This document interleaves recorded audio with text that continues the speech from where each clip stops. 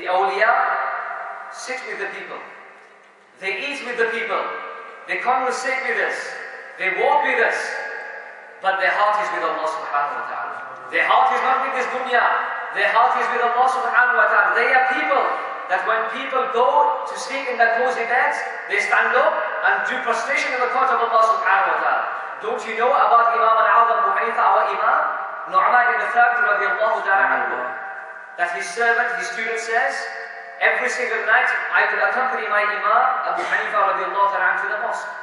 When? Not when there's a full gathering of people out of pretense or riyah, no.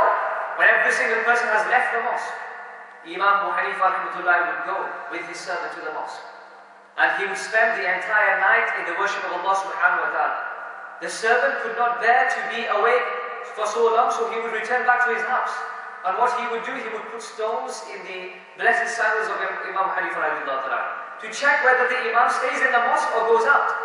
The servant says, when the adhan of the Fajr prayer is called out, I come back to the masjid and I found his blessed sandals and the stones within exactly the same way as I left them, and I find Imam Hanifa rahmatullah in his spot crying and lamenting before Allah subhanahu wa ta'ala.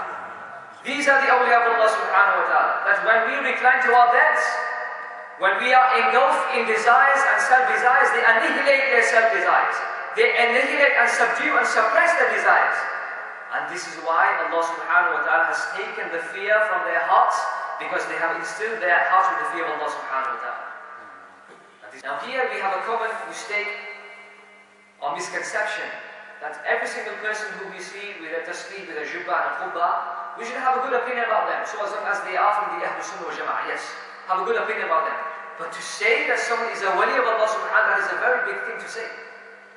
That's a very big thing to say. The criteria for a person to be a wali of Allah subhanahu wa ta'ala is what? Is taqwa. Allah subhanahu wa ta'ala says in Surah Al-Anfal, verse number 34, In awliya'uhu illa al-muttaqun. The awliya of Allah subhanahu wa ta'ala are none but those who truly fear Allah subhanahu wa ta'ala. The wali of Allah subhanahu wa ta'ala has taqwa. He protects his gaze from looking at things that are haram. He protects his ears from listening to things that are haram. He protects his feet from walking towards things that are haram. He protects his hand from picking up a morsel of food which is doubtful, which is haram.